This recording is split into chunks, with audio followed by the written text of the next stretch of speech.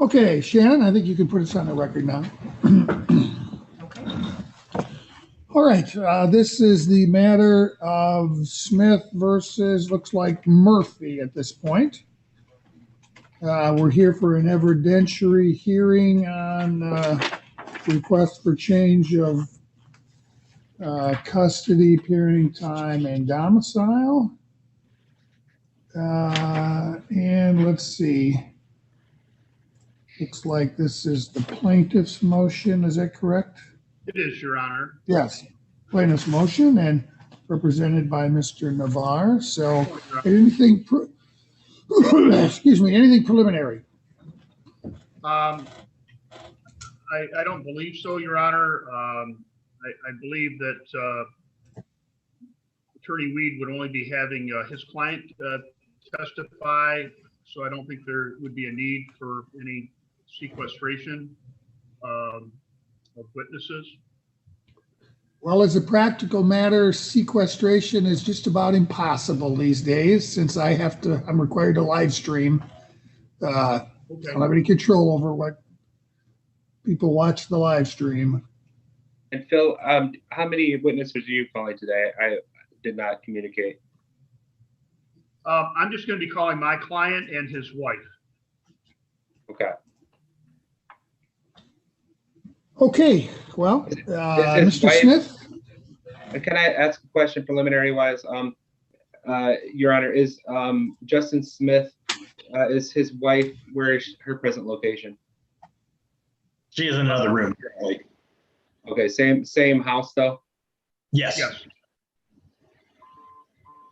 Okay. All right, Mr. Smith, would you raise your right hand, please? You do swear to tell the truth, the whole truth, and nothing but the truth, so help you God? I do. You can put your hand down, just state your full name for the record. Justin Thomas Smith. Go ahead, Mr. Navarre. Your Honor, I'd call Elise Murphy as my first witness, Your Honor, if she could be sworn. Oh, I'm sorry. I just assumed that you would call Mr. Smith. My apologies. I did not receive, my client didn't receive the subpoena, so you're calling my client as your witness first? I'm going to call her as adverse witness, and I'm calling her first. That seems a little bit odd. I mean, I'm going to be calling her as a witness, Your Honor. He has every right to call her as a witness, counsel. Ma'am, would you raise your right hand, please? You do swear to tell the truth, the whole truth, and nothing but the truth, so help you God? I do, Your Honor. State your full name, please. Elise Karan Murphy. All right.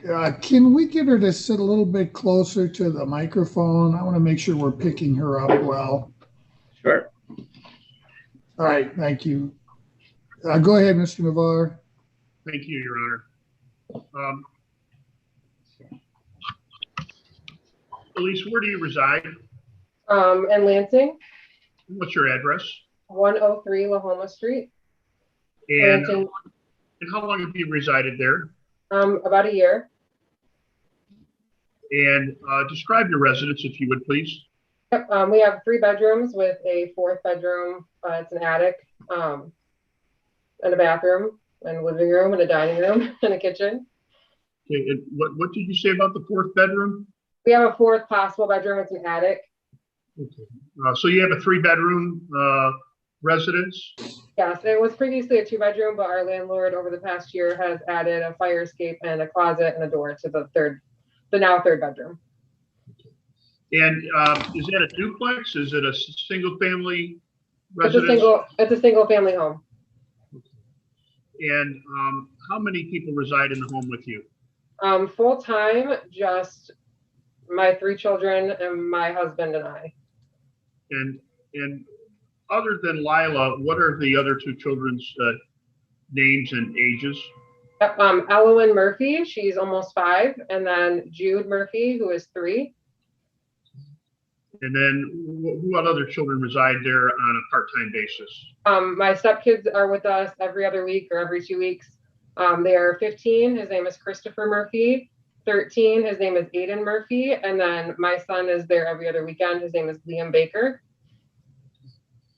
And your stepkids, the Murphy children, they're your husband's children, correct? Correct. And what grades are they in school? My oldest stepson's in 8th grade.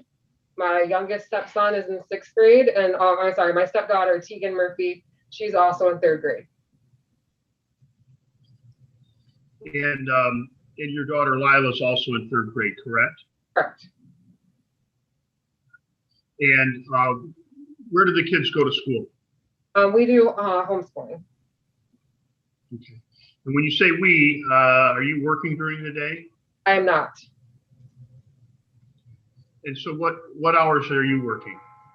Typically I work every other weekend when Lila is supposed to be with Justin. I work 16-hour shifts on Friday, Saturday, and Sunday. And then during the week, on the opposite weeks, I typically try to work a 16-hour shift on Friday and then 2 overnight shifts or 2 second shifts during the week. So I'm there doing their schooling with them. And so you and your husband are homeschooling the kids? Correct. And what training, education, and background do you have, if any, to be able to homeschool children? Well, in Michigan, you don't have to have any training or educational background to homeschool. But my husband is an ABA tech. He's worked with autistic kids for pretty much his entire career. And then he's also a youth pastor. And then I am college educated as well. So do you have any specific training, certification to homeschool the kids? No, but that's not needed in Michigan. And does your husband have any specific training or certification to homeschool? No, again, that's not necessary in Michigan. And so all of the kids are being homeschooled when they're with you or when they're with your husband, correct? Correct. And then my stepkids are homeschooled when they're at their mom's house as well. And so how long have they been homeschooled? Since about mid-April of 2020. And is that when Lila left being schooled in person? Correct. Well, the school was canceled the week before spring break, and they were supposed to return back to school the week following spring break. And then the governor unfortunately suspended all in-school interactions. So you had an opportunity to sign a verified answer to the motion that was filed by Mr. Smith to change custody, parenting time, and domicile. Is that correct? Yes, that's correct. And so were all of the answers in your response to the motion true? Yes. Is there anything that you stated in your answer that you would change or correct or amend? Not that I can think of, no.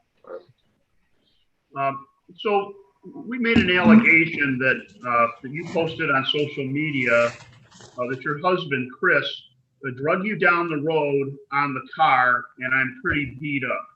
And you admitted that you posted that. Is that correct? Yes, that's correct.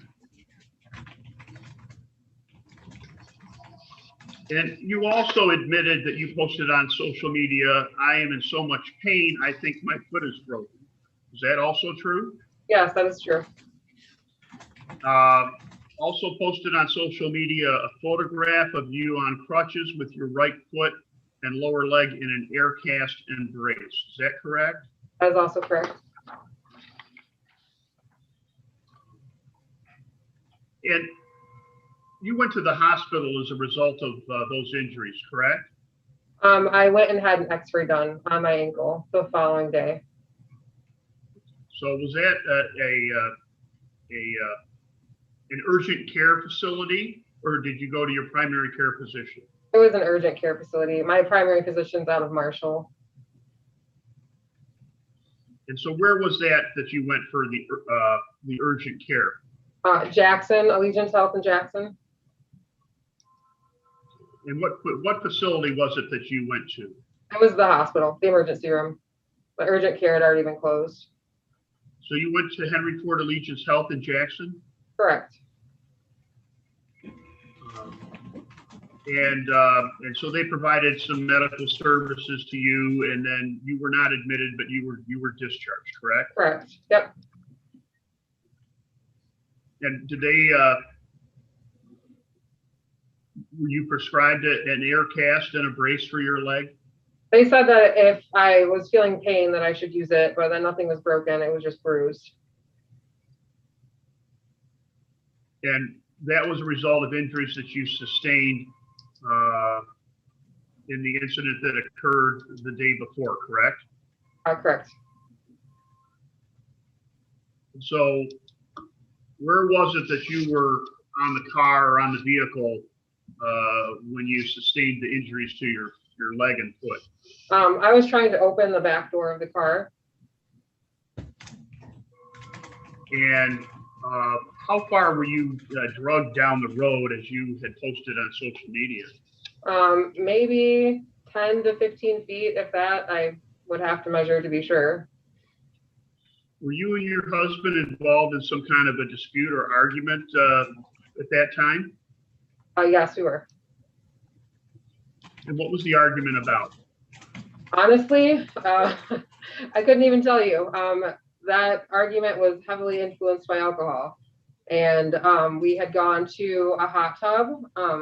I was not aware that alcohol and hot tubs don't mix because I don't typically drink or use hot tubs. It was our wedding anniversary. And so I ended up very sick. I honestly, most of that night is a blur. How much alcohol did you consume, if you can recall? Maybe 3 glasses of wine. What about your husband? I don't, he hadn't drank anything at all. I mean, maybe a sip of wine, but he doesn't drink.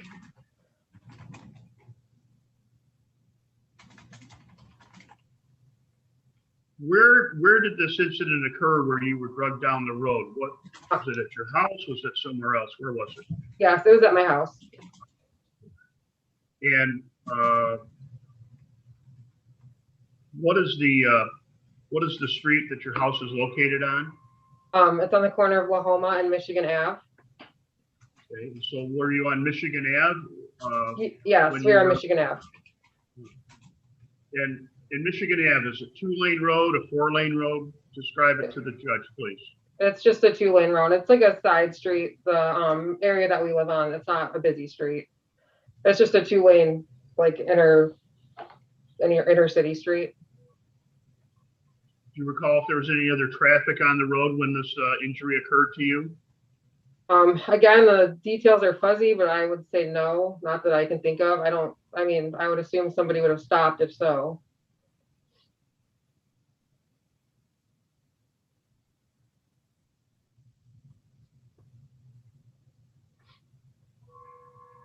So in your answer, you denied that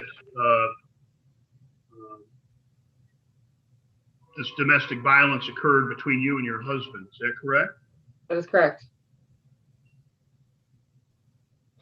And so how is it that you don't characterize your injuries with him driving the car and dragging you down the road? Objection, Your Honor, argumentative.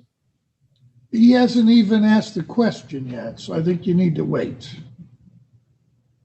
Finish your question, Mr. Navarre. Thank you, Your Honor. How is it that you don't characterize this incident as domestic violence, where you were drugged down the road in the vehicle that your husband was driving, as you previously described? Yeah, Objection, argumentative. I think it's a fair question. You can answer, ma'am. I understand how it appears that way, and in the thick of the moment, it felt that way to me as well. I mean, I was intoxicated, but my husband didn't even know that I was on the car. After this happened, we kind of took a week to separate and kind of figure out what was next, because this is not something that has happened in 7 years of marriage. And so according to his recount, and I mean, he was the sober one in the situation. He didn't even realize that I was on the car until after he had come home and I had decided to leave and go to the hotel for the night. And so I don't think that he was intentionally being violent towards me. This isn't like a pattern that we have where he beats me or drags me down the road in a car. It was a moment of intoxication and stupidness. I mean, a mixture of alcohol, a hot tub. It was our wedding anniversary. There was just a lot of different factors where I don't think for a second my husband would ever beat me or hurt my children. So it's hard for me to characterize it as domestic violence when I grew up in a home with domestic violence. I know what it looks like, and I don't think that that's what that is. I don't think that that's not how I see it now as a sober, functioning adult. And it's your testimony that your husband hadn't consumed any alcohol whatsoever that evening? Not that I knew of. When we went to the store earlier in the day. Objection, Your Honor. That's not what she stated. Hold on a minute. She did. I'm just saying objection because, I mean, she stated that he had a sip of wine. I do recall that he did say that he may have had a sip of wine.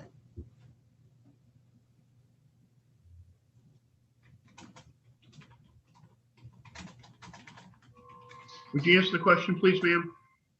Yeah, as far as I know, all he had was a little bit of my wine, possibly. He's an adult, so I don't typically monitor what he drinks or doesn't drink or eats or doesn't eat. So would it be your testimony that he was sober?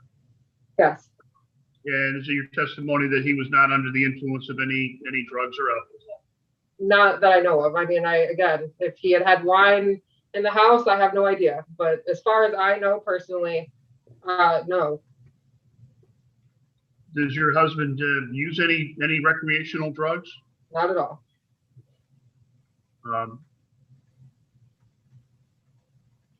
And so it's your testimony that you don't know how it is that he may or may not have known that you were attempting to get in the vehicle as he was driving down the road. I wasn't. I mean, yeah, I was on the back of the car. Objection, Your Honor. She can't state what's in his mind. Well, she's already testified to what she thought was in his mind, so I'm going to allow the question. Yeah, I mean, I as far as I know, I mean, as far as we've discussed, no, I don't think that he knew. And by the time that I had gotten off the car, I had stood up and was walking back to the house. And so for him, I mean, it could have looked like I was just running behind the car. I mean, he has told me that he did not know that I was hanging on to the back of the car. And so do you recall what the argument was about? I do not. Again, I was heavily under the influence of alcohol.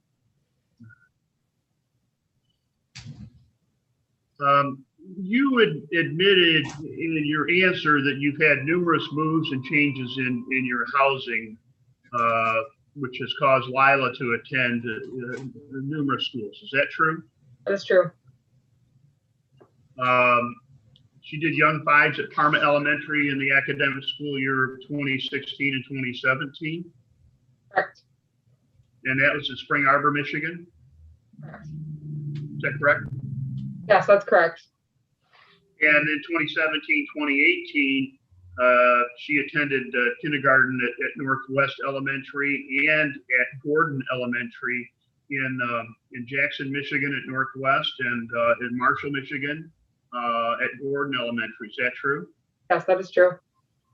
And then in 2018, 2019, in first grade, she attended Gordon Elementary as in Marshall, Michigan, as well as Steele Elementary in Mason, Michigan. Is that true? Yes, that is true. And she concluded her in-person second grade academic year of 2019-2020 in April in Mason, Michigan at Steele Elementary. Is that true? Well, school let out in March, so it was in March. And since March of 2020, it's your testimony that you and your husband have been homeschooling Lila, correct? Correct. They had sent home packets for them to do from the school, which they completed. And then we had attempted to do online schooling, which didn't work with 5 kids. And so after discussing with the other parents and doing research, we decided to do online or do homeschooling. So what is the online program that she currently is participating in? She's not. We're doing traditional, Christian-based traditional homeschooling system. And what's the name of the program that you're utilizing for that homeschooling? Yeah, so we use two different programs. We use one called Gather Round. It's faith-based, and it's got science, social studies, history, language arts, reading, and then we also use another program called Easy Peasy, and it's also a Christian-based program that's got math, social studies, history, science, biology, language arts, and reading as well. And in your answer to our motion, you had indicated and admitted that she had numerous attendance absences when she was going to school in person. Is that true? Yep, that's true.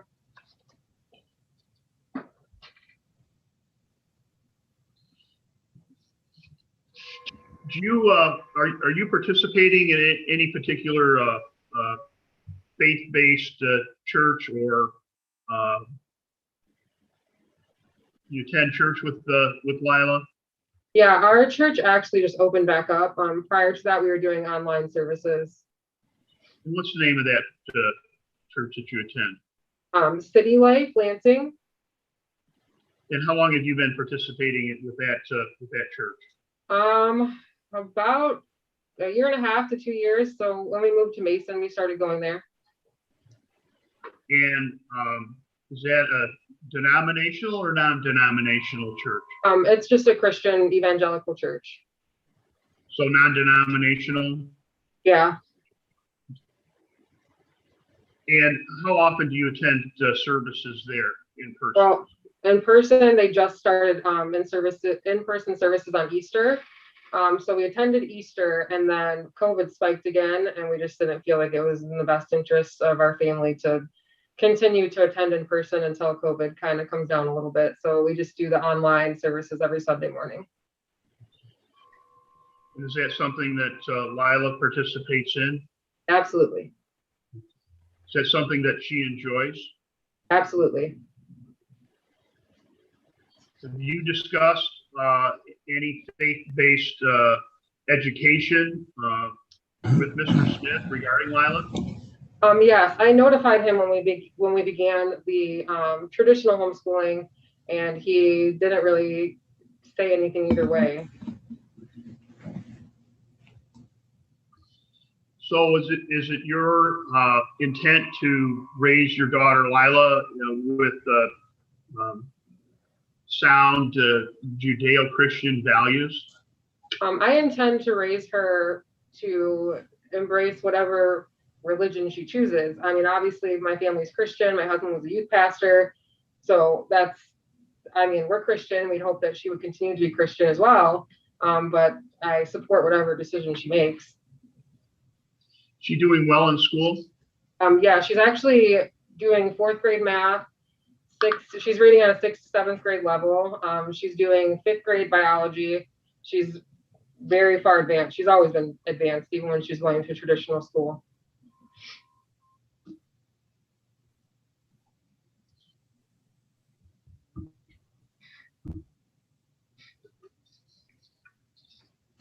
I have no further questions of the witness, Your Honor. Mr. Weed, do you wish to ask your client questions at this time or reserve those for later? I can ask them at this time. And then we'll go from there. Actually, Yeah. Okay, I'll ask her questions now. Okay. How old are you? I'm 30. Can you just generally describe your physical health? I'm fairly healthy. I have hyperthyroidism, but that's the only health issue that I have. Do you have any life-threatening diseases? I do not. Do you presently have any physical restrictions that would limit you to how many days you're able to spend with your children? No, I do not. And can you describe your mental health? COVID has caused a bit of anxiety, but other than that, I'm in a pretty good place. I have been for a while. Have you sought any kind of help with that? Yeah, so my work offered counseling for those of us that were frontline workers with the pandemic. And then on top of that, I also started seeing a counselor at church and then also through like an online licensed counselor as well. And do you take any medications for your mental health? I do not. Can you describe your education history? Yeah, so I went to high school in Jackson. I graduated from high school in Jackson. And then I just applied for the nursing program at LCC. So I've done about 5 semesters of college so far. Do you have any certificates or licenses? Yeah, I'm a certified nursing assistant, so that's a certificate. So are you currently employed? I am. I work at Bircham Hills in East Lansing For how long? since October of 2019. In what capacity? I work full time. I currently just, once the COVID unit ended, kind of switched my schedule. So now I just pick up the hours that I'd like to, the days that I'd like to. And what is your position or title? Certified nursing assistant. And briefly, what is your job description? I assist the elderly or people that are in rehab with like toileting, hygiene, therapy, stuff like that. And how many hours per week do you work? Really, it's open. I typically work anywhere from 40 to 48 hours a week, just depending on the week. So typically on the weekends that Lila's supposed to be with Justin, I would work 3 16-hour shifts. That's 48. And then on the weeks that she's with me, I'll work around anywhere from 36 to 40. And how has the pandemic affected your work hours? A lot. Back in March, our COVID unit opened when the governor had said that people that were positive would have to come to the nursing homes. And so our COVID unit opened in March of 2020, and I got pulled to work there. And I worked there from March to like, I want to say June. And then we were fortunately able to close down for a little while, and then it opened back up from September until like the end of November, beginning of December. So it's still open? It is not. And how have you dealt with COVID-19 pandemic at work? Or you have dealt with COVID-19 at work? Yes. How has that work affected you at home? It's been difficult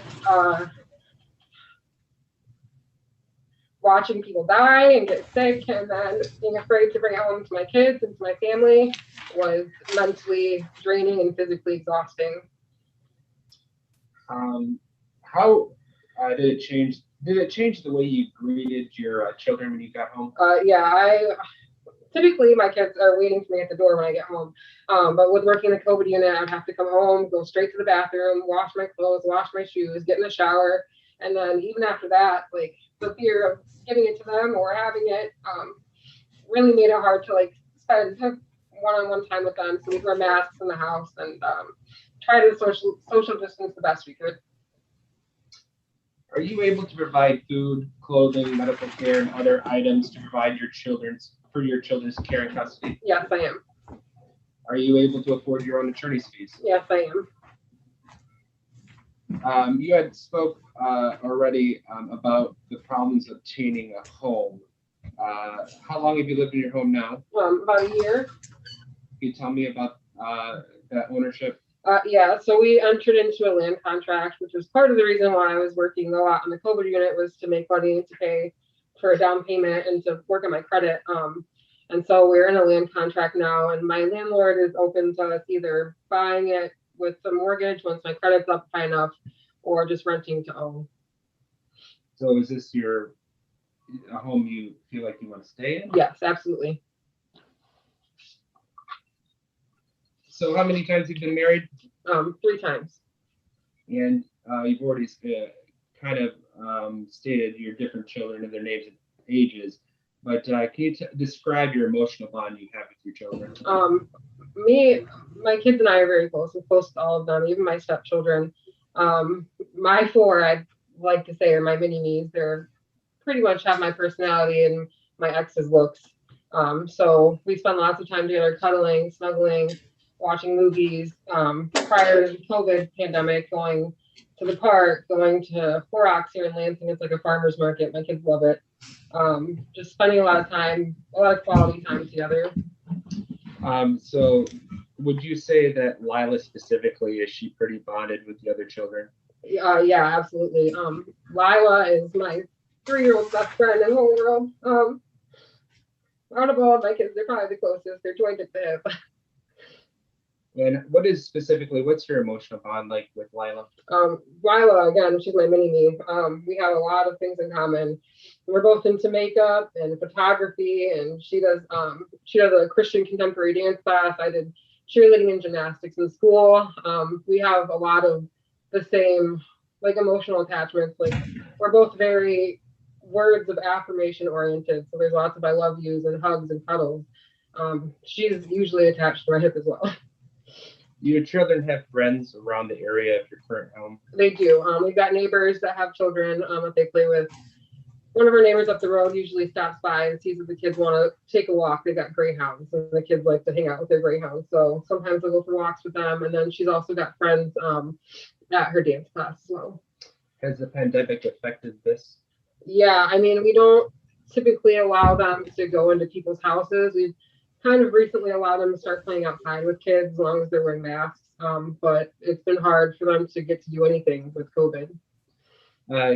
So your current housing situation, do you have any pets? Yeah, I have 1 dog and 2 cats.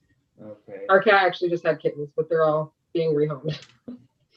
So can you describe Lila's her bedroom? Yeah, so the boys and the girls each have a bedroom with a triple bunk in it.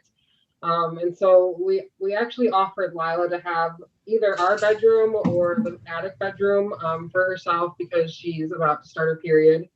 And that's a very rough transition for a girl. So we told her we understood if she wanted space and wanted to have her own area, but she's so attached to her sisters that she wants to stay in the room with them.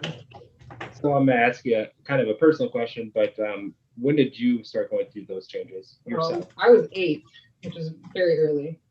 So do you think it's important for a mother to be involved in that transition? Absolutely. I mean, my mom wasn't involved. I didn't tell her until I was like 14, and I've made very clear to Lila that I want to be open with her so that she can come to me when she starts experiencing those things, so she doesn't have to go through it by herself. So can you describe how you've parented Lila since the divorce? So Lila, I think, has some emotional like attachment issues because her dad hasn't been super consistent in seeing her. And so we try to practice attachment parenting so far as like, we want our kids to come to us and be able to talk to us when they have things wrong. We want to make sure that we have a strong emotional bond with them. But we also want to give them options. Like we don't want to dictate their entire lives. Like we don't want to micromanage everything they do. So we try to give them, 2 good options to choose from and let them make that choice. You hinted at about Justin, the father's parenting time. Can you explain how Justin has exercised his parenting time before filing this motion? It was very inconsistent, maybe once a month. We traveled to Ohio every other week to take my stepkids to their mom's house. And so we're down there every other week. Typically, Justin will just text me when he wants Lila or if he wants her. And so I don't ever say no. So basically, I mean, sometimes it's twice a month, sometimes it's once a month, sometimes he'll miss a month. It just depends. Since filing this motion, how has he been exercising his parenting time? So initially, he was very consistent, which was really good for Lila. I mean, she was loving being able to see her dad every other weekend. But he hasn't seen her in almost a month now. It'll be a month on Friday. And how did he go about notifying you whether he was going to exercise his parenting time? Typically, he'll just text me and say, hey, can I have Lila this day and this day? And I'll say, can we do it this day? Because Liam's going to be here. Or, yeah, that's fine. Or where do you want to meet? Or whatever. Does he usually initiate that? Yes. And how does he go about notifying you when he isn't going to exercise parenting time? Prior to filing this, he didn't notify me this past time, 2 weeks ago. But prior to this, he typically wouldn't say anything. He only really texted when he wanted to pick her up. And does he have the ability to communicate with Lila? Yes, Lila has a phone that has a messaging app on it so that he can talk to her. And what do you, when he doesn't show up to pick her up, what have you observed? Have you observed any kind of effect on Lila? So she seems upset. She's typically crying or has lots of questions that I can't answer or that I honestly don't want to answer because it hurts my heart to see her hurting. Usually she's not eating as much. She's just in general pretty sullen when he doesn't hit her. And how is the current? So wait, let me. Do you want Lila to be able to spend time with her father? In an ideal world where us living across the state, different states, and him having a more open work schedule, I would love for her to be there half the time. I mean, that's what we practice with my stepkids, and I feel like they're very well rounded because they get equal time with both parents. So I mean, in an ideal world, I think that everybody needs their dad, but I think little girls really need a father figure in their lives. And yeah, I've got my husband, and my husband does his best to be there for Lila, but it doesn't make up for her dad. And so does that have anything to do with the consistency you mentioned before? Yeah, I just wish he was more consistent. Even if he isn't going to have her half the time, I just wish for the sake of Lila that he would be able to see her every other weekend consistently for more than a month at a time. So so COVID-19 pandemic, this affected her schooling, correct? Yes. And you had talked about the curriculum. Can you mention what academic curriculum she's using? Yeah, so like I said, we're using Gather Round and Easy Peasy. They're both Christian faith-based curriculums. My husband and I spent a good chunk of April after realizing the online school wasn't going to work out, looking at like the Michigan Merit curriculum, like the Michigan Standard curriculum, to see what homeschool programs would match up with or exceed what Michigan expects from public schools. And so we found those two, and they have been a really good fit for all of the kids. And what led up to this decision to homeschool? COVID and being able to, Lila's very mature. She's very advanced. I mean, most of our kids are. I won't say all of them because 15-year-old boys are a little iffy, but most of our kids are very advanced. And so finding a curriculum where Lila could exceed and grow and not be, stuck doing something that she's already mastered, or even our other children being stuck doing something they've already mastered was important to us. So homeschooling and then being able to facilitate the kids spending time with their other parents and their grandparents was also important to us with homeschooling. And you had mentioned that the school shut down. Can you explain that again? Yeah, so in March, right before spring break, the school said that they would resume school after spring break. They were going to take 2 weeks off instead of 1 week. And then during spring break, Governor Whitmer said that the schools weren't going to resume in-person learning at all this year, and that the individual schools would make plans and notify the parents of what their plans were. So did you discuss the decision to homeschool Lila with her father, Justin Smith? Yeah, so we had texted initially regarding online school, which she was okay with, and then after that not working out, me and Justin don't typically communicate great via text. So I talked to him on the phone about a homeschool curriculum, and he just really didn't care either way, whatever is best for Lila. Mr. Weed, if you're about to move into a different subject, I'd like to take a break. I've got some attorneys in a waiting room on a status conference.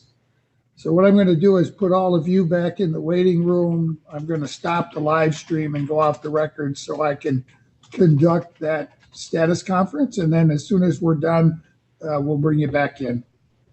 Judge, would it be okay for us to go into a breakout room, myself and my client? Yes, absolutely. Thank you. Let me do that. Takes me a second to set that up.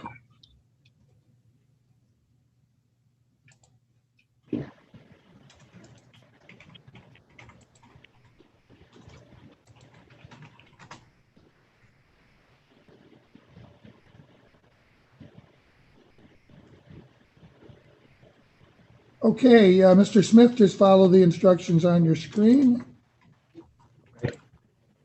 Thank you, Your Honor. You're welcome.